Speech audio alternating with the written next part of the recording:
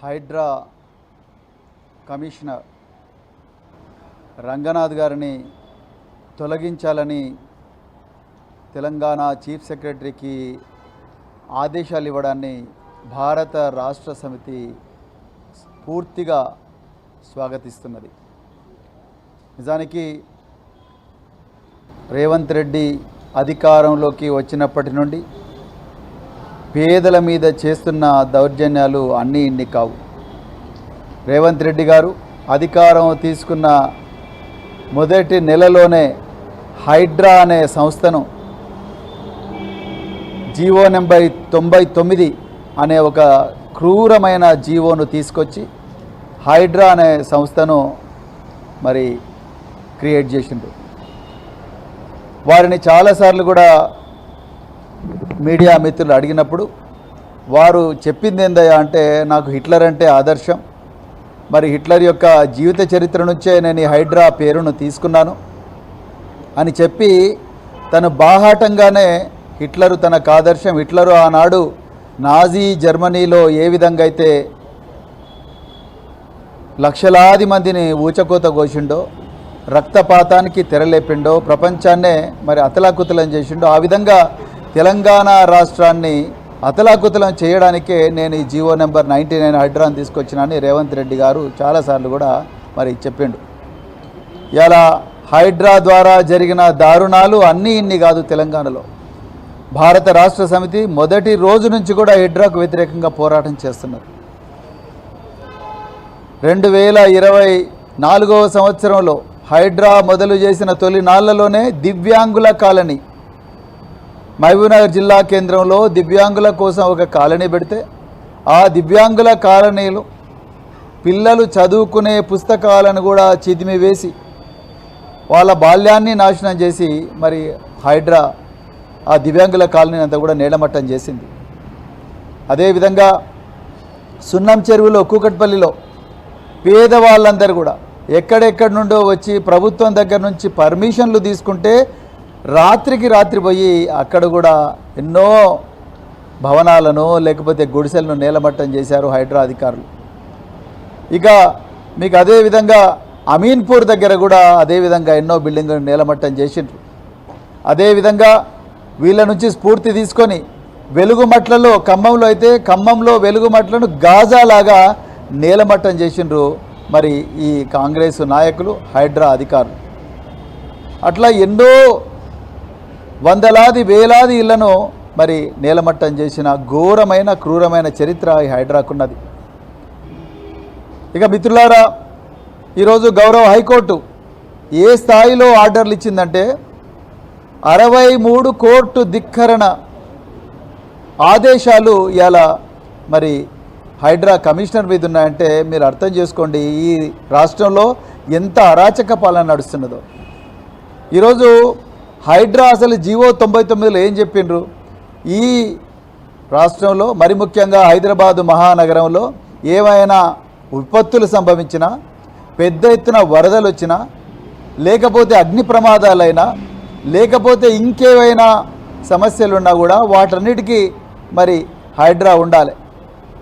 కానీ అవన్నీ పక్కకు పెట్టి కేవలం చెరువుల సంరక్షణ పేరుతో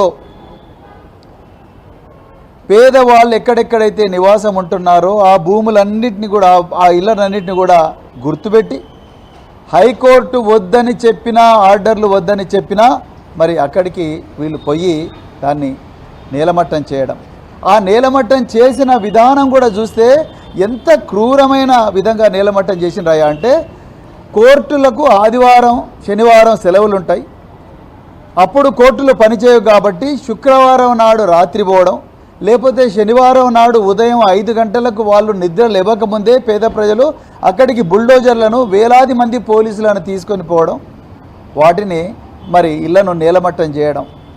కొన్ని చోట్లయితే పిల్లలు చదువుకునే పుస్తకాలను నాశనం చేసిండ్రు.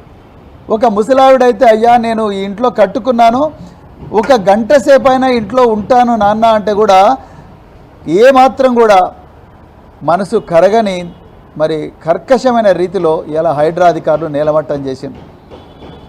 వీళ్ళు సున్నం చెరువును కాపాడుతామన్నారు, బతుకవ కుంటను కాపాడుతామన్నారు, అట్లా అమీన్పూర్ చెరువును కాపాడుతామని చెరువుల పేరు మీద రియల్ ఎస్టేట్ దందాకు మరి తోడ్పాటిచ్చే విధంగా రేవంత్ రెడ్డి యొక్క రియల్ ఎస్టేట్ ధనదాహానికి తోడ్పాటిచ్చే విధంగా మరి హైడ్రా అధికారులు మరి చేసిండ్రు. మరి అన్ని చెరువులు కాపాడుతామన్న వాళ్ళు దుర్గం చెరువు పక్కనుండే రేవంత్ రెడ్డి సోదరుడు అనుముల తిరుపతి రెడ్డి బంగ్లాను మాత్రం హైడ్రా అధికారులు వదిలేసిండ్రు. ఆయనకు మాత్రం 15 రోజులు కోర్టుకు పోయే సమయం ఇచ్చిండ్రు. ఆ కోర్టుకు పోయి ఆయన స్టే తెచ్చుకునే సమయం ఇచ్చిండ్రు. దాని తర్వాత ఆయన పూర్తిగా మర్చిపోయారు. అంటే ధనవంతులు ఎక్కడైతే నివాసం ఉంటున్నారో ఆ ఇళ్ళ జోలికి కూడా పోలేదు హైడ్రా అధికారులు. ఎక్కడెక్కడైతే పేద ప్రజలు ఉన్నారో, దిగువ మధ్యతరగతి ప్రజలు ఉన్నారో, వలస కూలీలు ఉన్నారో వాళ్ళని మాత్రం నిర్దాక్షిణ్యంగా మరి బయటపడేసింది. ఇంతకన్నా ఘోరం ఉంటుందా? బౌద్ధర్గూడలో అయితే 600 మంది హైడ్రా అధికారులు ఉదయమే 6 గంటలకి పోయి మా బుల్లెట్ ట్రైన్ కోసం ల్యాండ్ సెక్యూర్ చేస్తున్నామని చెప్పి బౌద్ధర్గూడకు పోయినారు. అదేవిధంగా మల్కాజ్గిరిలో లోతుకుంట దగ్గర కూడా, మేడ్చల్ మల్కాజ్గిరి నియోజకవర్గం లోతుకుంట దగ్గర కూడా పోతే చివరికి గౌరవ హైకోర్టే ఈ తెలంగాణ పోలీసులతో చేత కాదు, మేము ఆర్మీ అధికారులకు ఆర్డర్ ఇస్తున్నాం, ఆర్మీ అధికారులే ఈ భూములను కాపాడాలి, హైడ్రా కమిషనర్ను అరెస్ట్ చేయాలి అని చెప్పేసి ఆర్డర్ ఇచ్చిండ్రంటే మీరు ఒక్కసారి ఆలోచించండి తెలంగాణ ప్రజలారా. మరి ఇదంతా కూడా ఎవరు చేయిస్తున్నారు? ఇవాళ రంగనాథ్ గారు, రేపు ఇంకొక అధికారి వస్తాడు, కానీ ఇక్కడ చేయిస్తున్నది ఎవరు? ఈ హైడ్రా ఎవరి డిపార్ట్మెంట్ కింద ఉంటుంది? రేవంత్ రెడ్డి గారి మున్సిపల్ అడ్మినిస్ట్రేషన్ అంటే పట్టణాభివృద్ధి, మరి నగర పాలక సంస్థలు అయితే మున్సిపల్ మరియు పట్టణాభివృద్ధి శాఖ ఏదైతే ఉందో ఆ శాఖలో కీలకమైన భాగంగా ఈ హైడ్రా ఉన్నది. ఇలా రేవంత్ రెడ్డిగా ఈ హైకోర్టు ఇచ్చిన తీర్పు అనేది రేవంత్ రెడ్డికి ఒక పెద్ద చెంప దెబ్బ. రేవంత్ రెడ్డి గారు, మీకు ఏ మాత్రం కూడా తెలంగాణను పరిపాలన చేసే నైతిక హక్కు లేదని ఈరోజు గౌరవ హైకోర్టు ఇచ్చిన తీర్పు ద్వారా తెలిసిపోయింది. ఎవరైనా 1,00,000 మంది పోలీసులున్న ఈ రాష్ట్రంలో, అదేవిధంగా ఆ రాష్ట్రానికి హోంమంత్రి అయిన మీరు, గౌరవ హైకోర్టు ఈ స్థానిక పోలీసులు ఎవరు కూడా ఈ తెలంగాణ ధన మాన ప్రాణాలను కాపాడలేరు, అందుకొరకు ఆర్మీ అధికారులను ఆదేశించిందంటే ఇంకా మీకు ఎక్కడున్నది? అసలు మీకు నైతిక హక్కు ఎక్కడున్నది? Where is your moral right to secure the lands of properties of people of Telangana? Revanth Reddy గారు ఒక్కసారి ఆలోచించండి. అందుకొరకే మేము మళ్ళీ చెప్తున్నాం, ఈ రాష్ట్ర ప్రభుత్వం కూల్చివేతల ప్రభుత్వం, విధ్వంసకర ప్రభుత్వం. లగచర్లలో నాశనం చేసిండ్రు, వెలుగుమట్లలో నాశనం చేసిండ్రు, సున్నం చెరువు పేరుతో నాశనం, బౌద్ధర్గూడ పేరుతో, బుల్లెట్ ట్రైన్ పేరుతో నాశనం, అదేవిధంగా లోతుకుంటలో నాశనం. ఎక్కడ చూడు విధ్వంసం విధ్వంసం విధ్వంసం. అదేవిధంగా ఆ విధ్వంసాన్ని చేస్తూనే మరోవైపు పేదల భూములన్నీ కూడా మీ 4 బ్రదర్స్, మీ కాంగ్రెస్ పార్టీ నాయకులు అందరూ కూడా మొత్తం కూడా కబ్జాలు చేస్తూ ఉన్నారు. ఒకవైపు మీరు, రెండో వైపు హైడ్రా అడ్డం పెట్టి పొంగులేటి శ్రీనివాసరెడ్డి గారు భూభారతి పోర్టల్ తీసుకొచ్చి దొడ్డి దారిన ఇవాళ మరి పెద్ద ఎత్తున దాదాపు 22,000 భూముల హక్కులు రాత్రే ఎంఆర్ఓల సిగ్నేచర్ లేకుండా, ఆర్డీఓ సిగ్నేచర్ లేదు, బదలాయించారు. నేను అందుకొరకే తెలంగాణ ప్రభుత్వ అధికారులకు చేతులు జోడించి గతంలో పనిచేసిన మీ ప్రభుత్వ అధికారిగా, మీ ఒక మరి సోదరుడిగా నేను చెప్తున్నా, దయచేసి రాజ్యాంగాన్ని పాటించండి, చట్టాన్ని పాటించండి, కోర్టులు ఇచ్చిన ఆదేశాలను దయచేసి అతిక్రమించకండి. మీకేమైనా ఉంటే మీ గవర్నమెంట్ ప్లీడర్లను తీసుకుపోయి కోట్లాడండి, కానీ మీరే కోర్టై సివిల్ కోర్టులు చేయాల్సిన పనిని, అసలు ఇలా ప్రాపర్టీ డాక్యుమెంట్స్ని కానీ, సేల్ డీడ్స్ని కానీ, లేకపోతే మరి పహానీలను కానీ, కాసరా పహానీలను కానీ, వీటన్నిటిని జడ్జి చేయాల్సిన అధికారం సివిల్ కోర్టులకు ఉంటుంది. ఆ సివిల్ కోర్టులు చేయాల్సిన పని కూడా హైడ్రా అధికారులు చేయాలని చెప్పేసి ముఖ్యమంత్రి రేవంత్ రెడ్డి గారు చెప్పిందంటే, ఆయన గతంలో రియల్ ఎస్టేట్ దందా చేసే ఈ స్థాయికి వచ్చిండ్రు కాబట్టి నేను ఏం చేసినా నడుస్తుంది, కబ్జాలు చేసినా నడుస్తుంది, ఏం చేసినా దొంగ డాక్యుమెంట్లు సృష్టించినా నడుస్తుంది అని చెప్పి అవే మెలకువలు మీరు హైడ్రా అధికారులకు నేర్పించిందా రేవంత్ రెడ్డి గారు?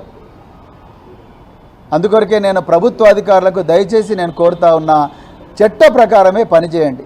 ఇవాళ రేవంత్ రెడ్డి ఉంటాడు, రేపు పోతాడు, ఇవాళ పొంగులేటి శ్రీనివాసుడు ఉంటాడు, రేపు పోతాడు, కానీ మీరు రాసే ఫైల్స్ 63 కోర్టు ధిక్కరణ కేసులు ఉన్నాయంటే మీరు అర్థం చేసుకోండి. 63 కోర్టు ధిక్కరణ కేసులు. ఇంకా హైకోర్టుకు మొక్కాలే, మీరు మిమ్మల్ని ఇంకా అరెస్ట్ చేసి జైలు పడేయలేదు. హైకోర్టు చాలా దయా దాక్షిణ్యాలతో ఇప్పటికి కూడా మీకు ఒక అవకాశం ఇచ్చింది. ఇవాళ నేను CCLA గారిని కోరుతా ఉన్నా, ప్రిన్సిపల్ సెక్రటరీ రెవెన్యూ కోరుతా ఉన్నా, అదేవిధంగా గౌరవ DGPని కోరుతా ఉన్నా. మీరు ఏకపక్షం కాబోతున్నారు, ఏకపక్ష నిర్ణయాలు తీసుకుంటున్నారు. రేవంత్ రెడ్డి ఎక్కడ అక్రమ కేసులు పెట్టమంటే అక్కడ అక్రమ కేసులు పెడతా ఉన్నారు. హైడ్రా వాళ్ళు కంచా గచ్చిబౌలికి పోతే 400 మంది పోలీసులను పెడతారు. హైడ్రా వాళ్ళు బౌద్ధపురాకు పోతే 1000 మంది పోలీసులను మొబిలైజ్ చేస్తారు. హైడ్రా వాళ్ళు లోతుకుంట పోతే 1000 మంది పోలీసులను మొబిలైజ్ చేస్తారు. చివరికి గౌరవ హైకోర్టు ఏం చెప్పింది? ఈ పోలీసులంతా కూడా ఈ దుర్మార్గమైన ప్రభుత్వానికే సపోర్ట్ చేస్తూ ఉన్నారు, ఈ దుర్మార్గమైన దురాక్రమలకే సపోర్ట్ చేస్తూ ఉన్నారు. అందుకొరకే భారత సైన్యాన్ని దించమని హైకోర్టు ఆర్డర్ ఇచ్చిందంటే ఇలా మరి ఇక DGP గారు, CCLA గారు, చీఫ్ సెక్రటరీ గారు రేపు ఈరోజు రంగనాథ్, రేపు మీరు కూడా కోర్టుకు పోవాల్సి ఉంటుంది. BRS పార్టీ మొదటి నుంచి చెప్తా ఉన్నది. KTR గారు ఎన్నోసార్లు ప్రెస్ మీట్లు పెట్టారు. మూసీ సుందరీకరణ పేరుతోని మీరు ఏదైతే విధ్వంసానికి పూనుకున్నారో హైడ్రాను ముందరబెట్టి పేద ప్రజల ఇండ్ల మీద బుల్డోజర్ నడిపించాలని మీరు ఏదైతే పన్నాగ పనినరో KTR గారు మొదటి రోజు నుంచి కూడా దీని మీద పోరాడుతూ ఉన్నాడు. BRS నాయకత్వం పోరాడుతూ ఉన్నది. హైకోర్టుకు ఎవరు ఏ పేదలైనా కూడా తమ ఇల్లు కూలిపోయే ప్రమాదం ఉందంటే తప్పకుండా తెలంగాణ భవన్కి వచ్చి మీరు పిటిషన్ పెడితే మేము మీ తరపున మీ గొంతుకై గౌరవ హైకోర్టులో కొట్లాడతామని ఆ రోజు పార్టీ వర్కింగ్ ప్రెసిడెంట్ KTR గారు చెప్పడం జరిగింది. ఇప్పటికైనా రేవంత్ రెడ్డి గారు బుద్ధి తెచ్చుకోండి. మీరు చెప్పినట్టుగానే అధికారులు చేస్తున్నారు. ఇది రంగనాథ్ తీసేసినట్టు కాదు, మిమ్మల్ని తీసేసినట్టు. మీరు అర్జెంటుగా వైదొలగాలి. తెలంగాణ ప్రజలకు భారంగా పరిణమించారు. ఎన్ని సమస్యలు లేవండి రేవంత్ రెడ్డి గారు పరిష్కరించడానికి. నేరం పెరిగిపోతూ ఉన్నది, మహిళల మీద అత్యాచారాలు పెరుగుతూ ఉన్నాయి, మైనర్ బాలికల మీద అత్యాచారాలు పెరుగుతూ ఉన్నాయి. ఒకవైపు విద్యార్థులు మా పేపర్లు లీక్ అవుతామని కొట్లాడుతూ ఉన్నారు, నిరుద్యోగులు క్యాలెండర్ ఏమైందని కొట్లాడుతూ ఉన్నారు, రైతులు యూరియా ఏమైందని కొట్లాడుతూ ఉన్నారు. ఇంకొక వైపు ఎల్నైనో ముప్పుతోని రైతులు మరి తల్లడిల్లిపోతూ ఉన్నారు వర్షాలు రాక. ఇవన్నీ సమస్యలను పరిష్కరించాల్సిన మీరు, నిరుద్యోగులు ఉద్యోగులు రిటైర్ అయిన వాళ్ళు పెన్షన్లు కోరుతూ ఉన్నారు. ఇవన్నీ పరిష్కరించాల్సిన మీరు అవన్నీ పక్కకు పెట్టి కేవలం భూ కబ్జాలు, హైడ్రాలు, అదేవిధంగా అక్కడి నుంచి అక్రమంగా అసైన్డ్ భూములన్నీ కూడా ఆక్రమించుకొని మీరు 10,000 కోట్లు 20,000 కోట్ల భూముల దందా మరి అలా చేసే పరిస్థితి అనేది ఇలా తెలంగాణకు వచ్చింది. కేవలం మీ వల్లనే అవుతుంది. అందుకొరకు ఇది రంగనాథ్ మీద పడ్డ దెబ్బ కాదు, అది రేవంత్ రెడ్డికి చెంపదెబ్బ అని చెప్పేసి వారు చెప్తున్నది. మళ్ళొకసారి మేము చెప్తా ఉన్నాం, అధికారులారా దయచేసి మీరు చట్ట ప్రకారమే ఉద్యోగం చేయండి. మీరు రేపొద్దున ఆ సీట్ నుంచి బయటికి పోయినా మళ్ళీ మీరు రాసిన ఫైళ్ళ మీద కంపల్సరీ శోధన జరుగుతుంది. రేపు BRS పార్టీ అధికారంలోకి వచ్చిన తర్వాత మీరు కేంద్రంలో ఉండే BJPతోని, అదేవిధంగా రాష్ట్రంలో కాంగ్రెస్ రెండు కుమ్మక్కై ఎన్ని భూ కుంభకోణాలు చేసిండ్రు, ఎంతమంది పేద ప్రజల జీవితాలు నాశనం చేసిండ్రు, ఎంతమంది పేద ప్రజల గూడును కూలగొట్టిండ్రు. వీటన్నిటి మీద కూడా తప్పకుండా చర్చ జరుగుతుంది, వాటి మీద శోధన జరుగుతుంది. వీటి మీద ఒక ట్రిబ్యునల్ ఏర్పడుతుంది. ఆ ట్రిబ్యునల్లో ఎవరైతే అధికారులు రేవంత్ రెడ్డి గారి అక్రమ ఆదేశాలు పాటించిండ్రో, పేద ప్రజల జీవితాన్ని నాశనం చేసిండ్రో వాళ్ళందరి మీద కూడా చర్యలు తీసుకుంటామని చెప్తూ మరొక్కసారి రేపు రంగనాథ్ తర్వాత ఇంకొక అధికారి రావచ్చు, కానీ ఆ అధికారికి కూడా నేను చెప్తున్నా, దయచేసి కోర్టుల ఆదేశాలు పాటించండి, చట్ట ప్రకారం పోండి, రాత్రికి రాత్రి పోయి కూలగొట్టకండి, నోటీస్ ఇవ్వండి, principles of natural justice follow కండి, రాజ్యాంగం ఇచ్చిన జీవించే హక్కును కాపాడండి. ఆర్టికల్ 21 జీవించే హక్కు ఇచ్చింది. మీకెంత జీవించే హక్కున్నదో ఆ పేద ప్రజలకు కూడా జీవించే హక్కున్నది. అంతే తప్ప వాళ్ళని కొట్టకండి. పోలీసు వాళ్ళని తీసుకుపోయి వాళ్ళ గూడ్ల మీద లేకపోతే వాళ్ళ పుస్తకాల మీద వాళ్ళ జీవితాల మీద బుల్డోజర్ను నడిపించకండి. అదొక్కటే మేము రిక్వెస్ట్ చేస్తున్నది. మరొక్కసారి అధికారులందరూ కూడా చట్ట ప్రకారమే నడవాలని చెప్పి కోరుతూ మరి గౌరవ హైకోర్టు ఇచ్చిన ఈ చారిత్రాత్మక తీర్పును మేము స్వాగతిస్తున్నాం. మరొకసారి మీ అందరికీ కూడా హృదయపూర్వక ధన్యవాదాలు చెప్తూ జై తెలంగాణ, జై కేసీఆర్. అవును, మా పార్టీ అధినేత తెలంగాణ తొలి ముఖ్యమంత్రి కేసీఆర్ గారు అధికారంలోకి వచ్చిన మొదటి రోజునే హైడ్రా అనే భూతాన్ని రద్దు చేస్తామని చెప్పారు. ఎందుకంటే ఇది పేద ప్రజల జీవితాలను ఛిద్రం చేస్తూ ఉన్నది, పేద ప్రజల జీవితాలను ఆడుకుంటూ ఉన్నది.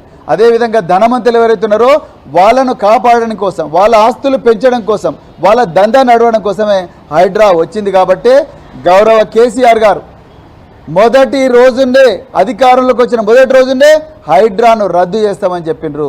అందుకొరకు హైడ్రాకి అసలు చట్టబద్ధత లేదు. ఈ హైడ్రా అనేది అసలు నిజంగా రేపు బీఆర్ఎస్ పార్టీ ఈ హైడ్రానే తీసేయాలని పోరాటం చేస్తుంది. మరి కేటీఆర్ గారి టైంలో ఇట్లా చేయలే కదా, ఆయన మున్సిపల్ పురపాలక శాఖ అభివృద్ధి శాఖ మంత్రి. ఎప్పుడైనా ఒక గుడిసైనా గొలగొట్టిండా కేటీఆర్? లేకపోతే ఒక రాత్రి వచ్చి ఏమైనా ఇండ్లు తీసేసిండా? లేకపోతే పేదోళ్ళందరినీ రోడ్ల మీద పడేసిండా? దివ్యాంగుల కాలనీలో ఎప్పుడైనా రాత్రి పోయిండా? నో, ఎప్పుడు పోలేదు. అందుకొరకే కేసీఆర్ గారు చాలా స్పష్టంగా చెప్పిండ్రు, తెలంగాణలో మళ్ళీ బీఆర్ఎస్ పార్టీ అధికారంలోకి వచ్చిన వెంటనే మొదటి రోజునే ఆ జీవో నెంబర్ 99ని రద్దు చేసి హైడ్రాను ఇంటికి పంపిస్తారు, మూటగట్టి అటకెక్కిస్తారని